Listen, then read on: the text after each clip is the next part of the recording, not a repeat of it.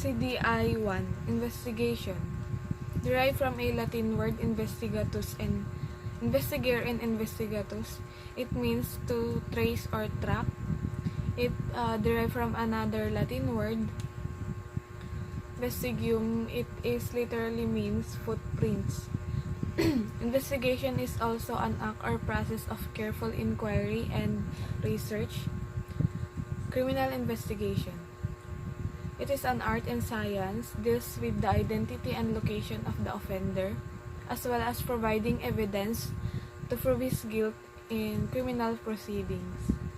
Criminal investigation is also the collection of fact, truth, proof, and realities to accomplish the threefold aims. The threefold aims are: identify the guilty party, locates the whereabouts of the offended party, provide evidence to prove his guilt.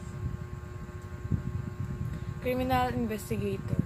It is a public safety officer who is tasked to conduct investigation of all criminal cases as provided and embodied the revised penal code or the criminal law, which is criminal in nature.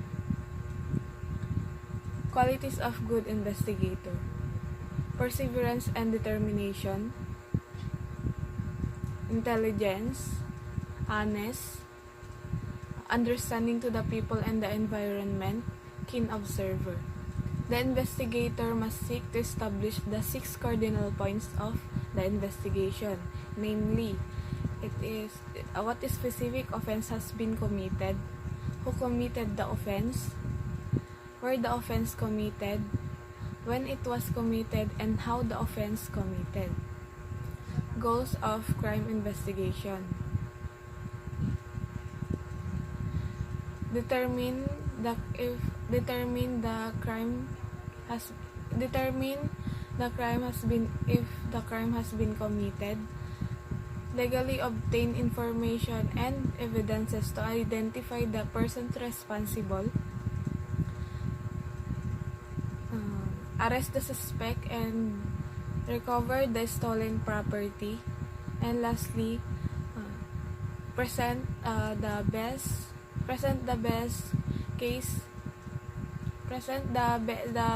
possible case to the prosecution. 3 tools of investigation are the 3I. Information. It is a knowledge or data gathered by investigator from a records and person.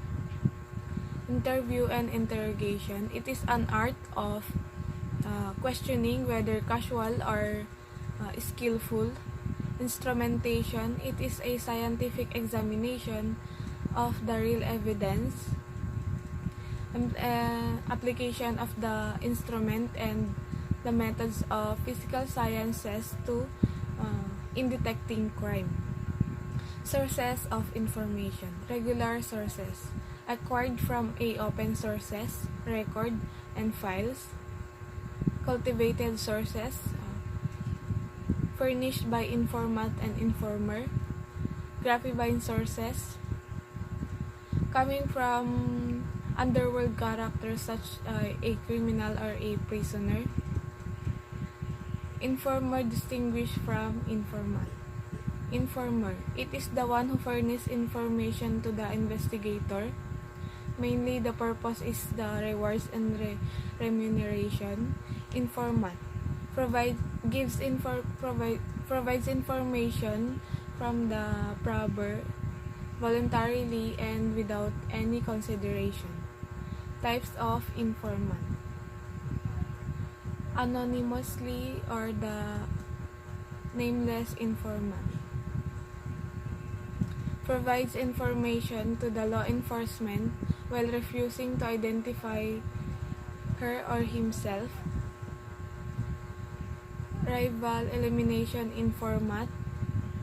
Gives information to eliminate his rival person or groups due to the competition and the other motives such a revenge. False informant. reveals information has no values, which is appears in the side of the law, and from throwing out the suspicion from himself or his group or associate.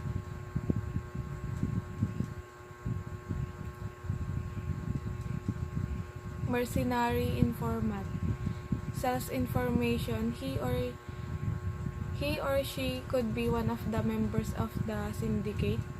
Double crosser informant confess information as an excuse to talk to the police to get more information from them rather than he give, or more than he give.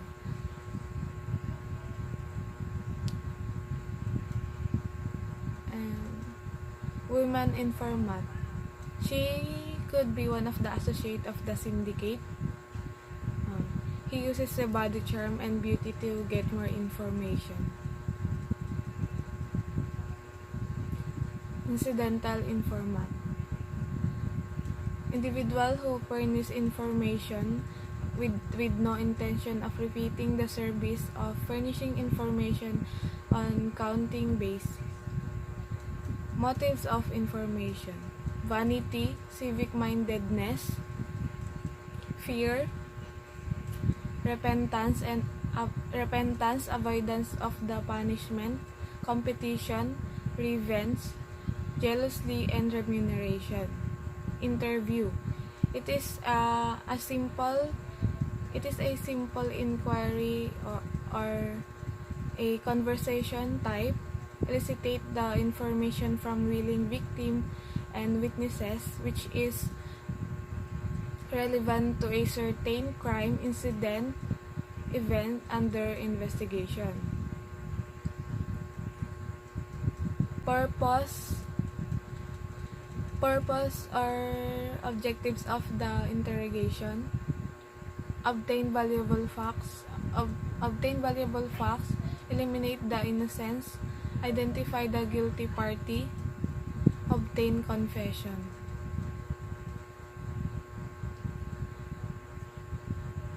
Modern techniques of interrogation: bluff on a slit pair. It is applicable when there are more than one suspect. Separated the suspect, the other is informed that the one is informed that other one has talked. Pretense of physical evidences. The investigator may pretend that certain evidences found by the laboratory expert against him. Extenuation: the investigator indicates that he does not consider his subject indiscretion a grave offense.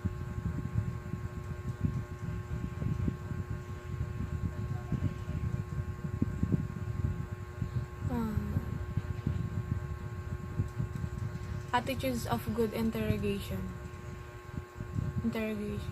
Attitudes of good interrogation: dominate the interviews, avoid the distracting mannerism, language, dress code, preliminary conduct, presence of other people, place, or the interrogation room. Confession: it is a direct acknowledgement of guilt arising from the commission of crime.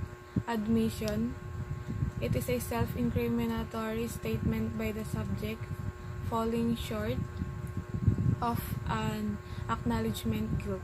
Types of confession: judicial,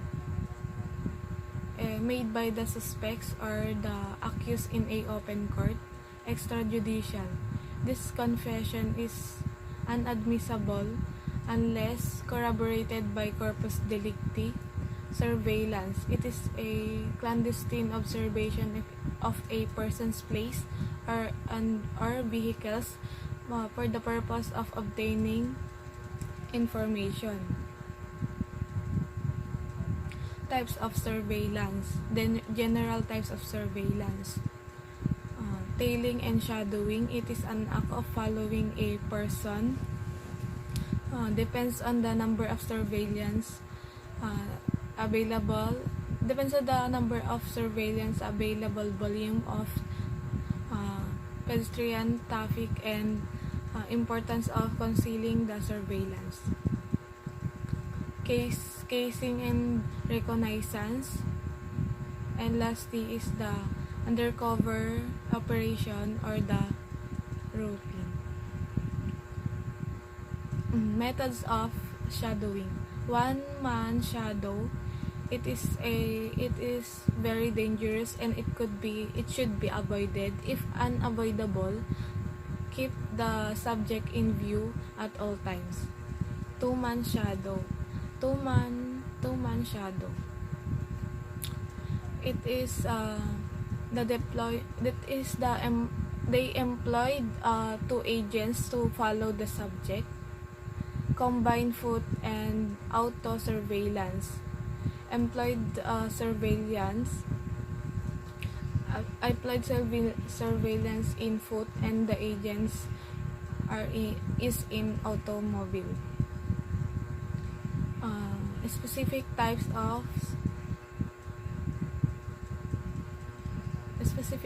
of surveillance. Loose tail